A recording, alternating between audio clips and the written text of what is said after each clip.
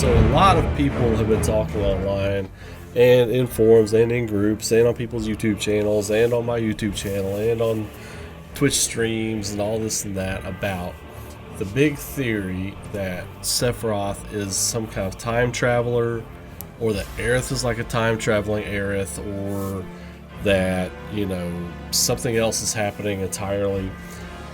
So I have posed a couple of theories on this on some videos about both Sephiroth and Aerith, but people keep asking, so I thought of a way that I could maybe clarify my thoughts a little bit better on why I think Sephiroth is not a time traveler. However, evidence that suggests that he is definitely omnipotent in some way. Like, he has achieved this time loops version of Sephiroth has achieved some level of omnipotent knowledge to where he can exist in different time frames, different realms, different, like, he can see the different time loops, what has happened, what went right, what went wrong, and how he can correct that.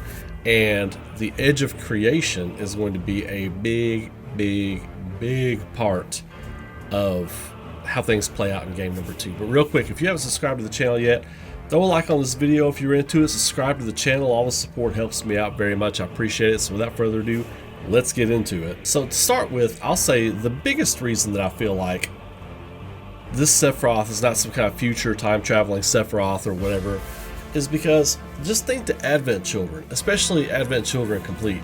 Like, Sephiroth hates Cloud, right? He hates him. He's not trying to work with him. He's not trying to work through him. He's trying to kill him. Like, when he comes back through Kadaj, poor Kadaj, Yazoo in-laws, poor misguided children. That word's gonna come back later. Alright, so don't you worry about that. That word's gonna come back later. Children, her children is gonna come back later. That Sephiroth wants to maim, kill, destroy Cloud, right? So he says things that are like, you know, tell me what you cherish most. Give me the pleasure of taking it away. Shall I give you despair? You know, despair. You know, we all know those quotes, right? That is future Sephiroth. That is the Sephiroth that Cloud defeated in his timeline. And that is why that Sephiroth hates him so much, right? Because Cloud beat him. He defeated him mind, body, and soul and sent him packing. Even at the end of the game, when they have their mental encounter, which they pay homage to at the end of Remake, which I thought was awesome. If y'all didn't catch my part 20 stream where that part happened, that was awesome. I love that. If that Sephiroth had traveled to this time, he wouldn't be acting like he is. That Sephiroth is not as powerful. That future Advent Children Sephiroth is not as powerful and knowledgeable as this Sephiroth. Now you could say, well, after he disappeared and left Kadaj, he may have went on some soul-searching thing and come back in time. That's possible. That's possible. But I don't feel like that's what's going on, right? I feel like something has happened, right? And they're tying all the compilation stuff together. And yes, I'm going to briefly mention Genesis because he has something to do with this. That's all I'm going to say. You all have seen the Dirge of Cerberus cutscene at the end. There's still much work to do, brother. Boom, he's gone, right? Okay, we all know that. We all seen that. We don't know where it went, where it was going, what they had originally planned, but I think they're going to tie it into this creatively. The future Sephiroth hates Cloud. He doesn't want to work with him. This Sephiroth, in the current timeline of Remake, he wants to work with Cloud. He has discovered something, right? He is omnipotent, and he has discovered something. The Final Fantasy VII Remake timeline Sephiroth, the powerful, omnipotent knowledge Sephiroth that we see in the game, he knows something about the inner workings of him and Cloud's relationship, of he and Cloud. Like, he understands something about him and Cloud and their connectivity that we don't know, that Cloud doesn't know, that has not been presented to us before. And that is going to be an underlying mystery going into game 2. We don't know. We can speculate on it. I think it has something to do with Sephiroth can't physically exist without Cloud. That's why he says, Cloud, lend me your strength. Let us defy destiny together. There are so many things going on with that ending. That last hour to hour and a half, however long it took you to get through that last part, the Crossroads of Destiny chapter, or Destiny's Crossroads, that is loaded with a lot of kind of underlying meaning, message kind of stuff, right? And it all starts when Sephiroth starts hinting that Advent Children is about to be erased before you literally play through a representation of Advent Children, right? You are faced with representations of Kadaj, Yazoo, and Laws. Sephiroth even says, All born are bound to her.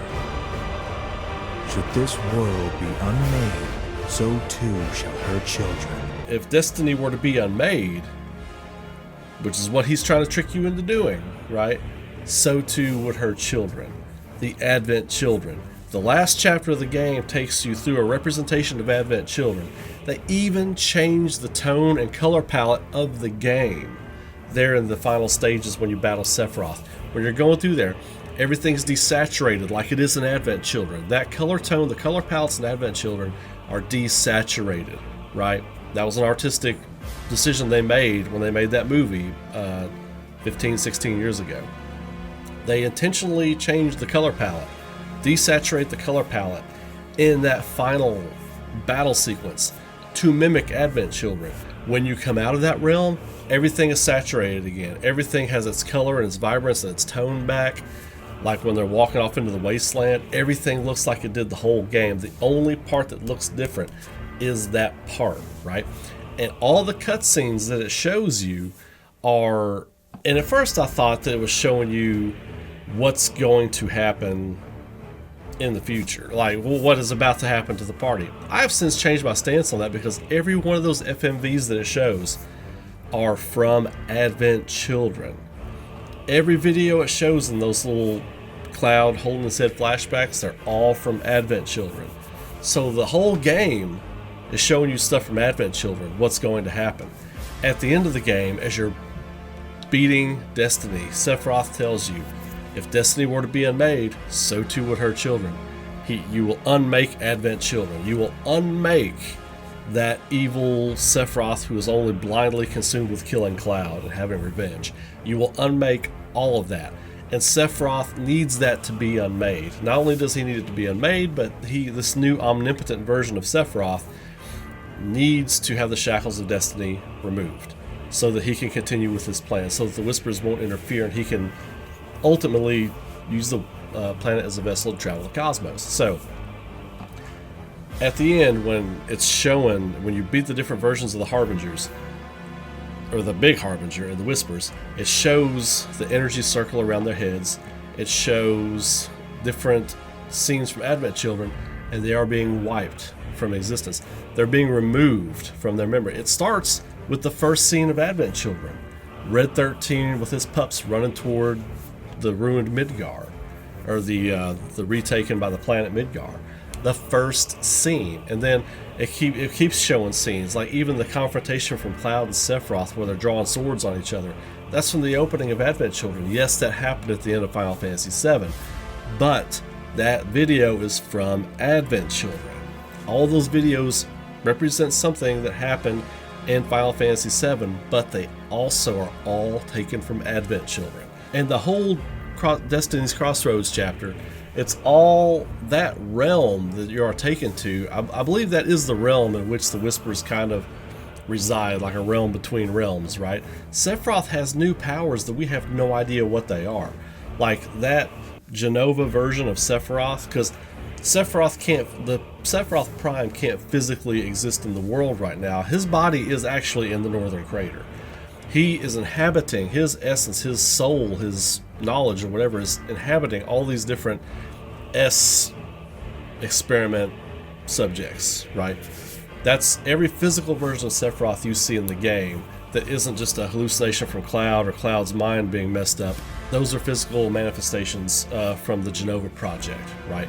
We saw it in President Shinra's office. We saw it happen. We saw it happen again on the roof when that one jumps off the roof with Genova's body. So the one on the freeway is also a physical clone. He is going into the portal though. So the Sephiroth that you battle in the portal is a combination of the Whispers and that Genova Roth, right? Whisper Nova Roth. So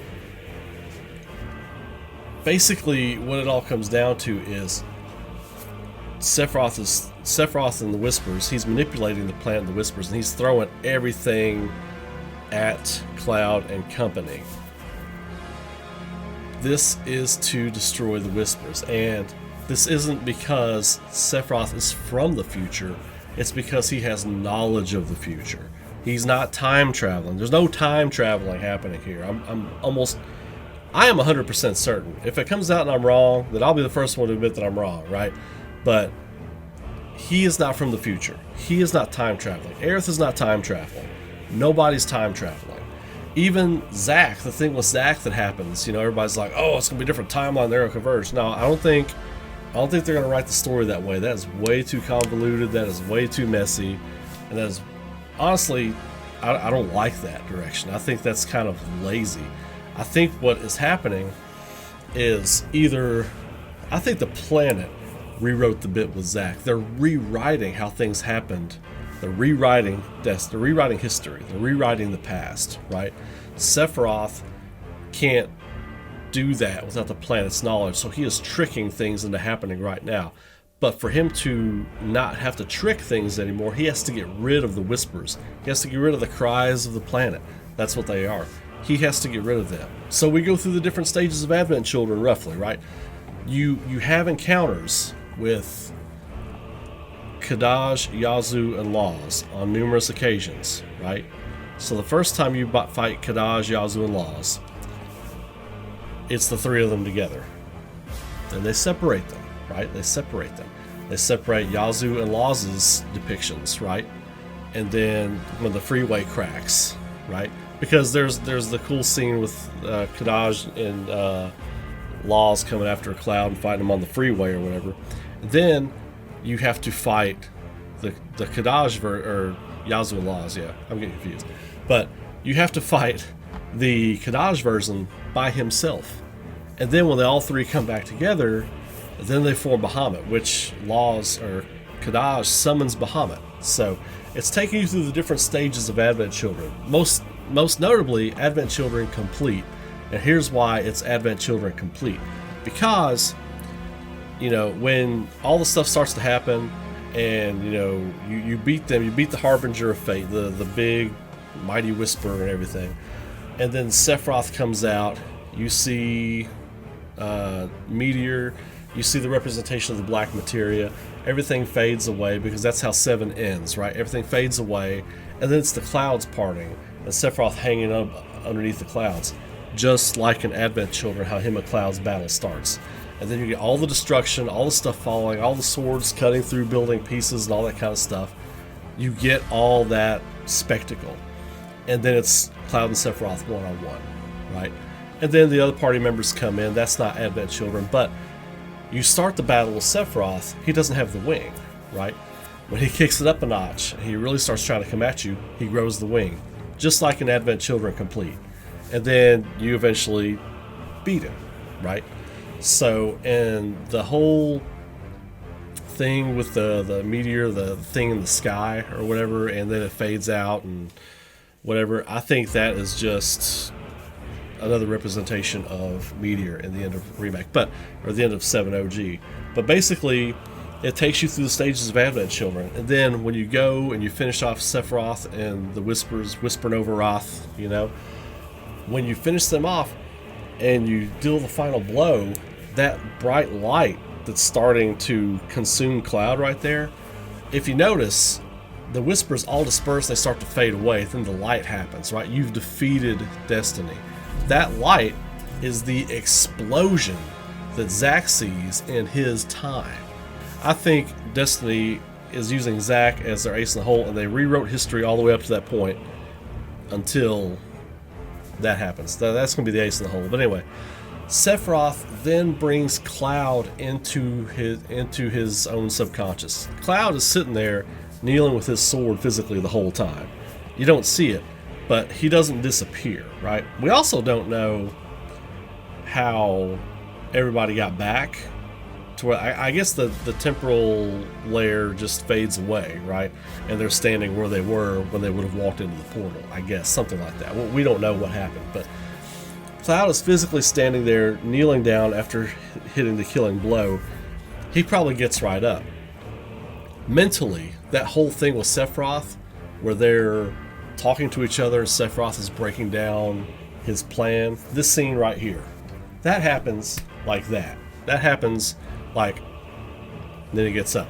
That happened that quick, like in and out. But that's how mental things work, like dreams, right? You can feel like you're having a dream for hours, but it's really just a few seconds, right? That's how the brain works. That's what's going on with Cloud right there. He doesn't get pulled into another realm. He mentally, Sephiroth pulls him into his own mind because Sephiroth exists in Cloud's mind. He's showing him this knowledge that he's attained, this wealth of knowledge that he's obtained. He's talking about it with him. He's being very vague. He's being very cryptic. And once Destiny is defeated, we don't know how powerful Sephiroth becomes, but this is an omnipotent Sephiroth, not a time traveler.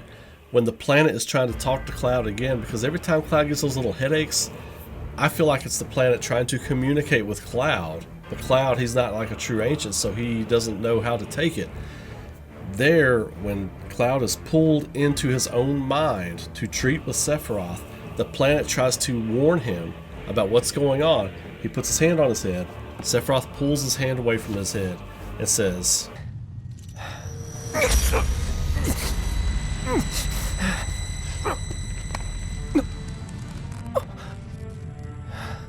Careful now. That which lies ahead does not yet exist.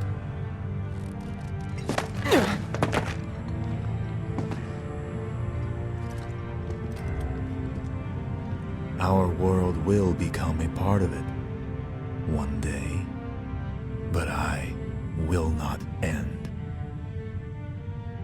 Nor will I have you end. This is... the edge of creation. Cloud, lend me your strength. Let us defy destiny together. because now there are no rules. Sephiroth knows that now. He was successful in phase 1 of his plan. Phase 1 of his plan was to get rid of the Whispers, to get rid of the planet's will, the hold over what he wants to do. Now he realizes, because he's in Cloud's mind. See, he exists in Cloud's mind.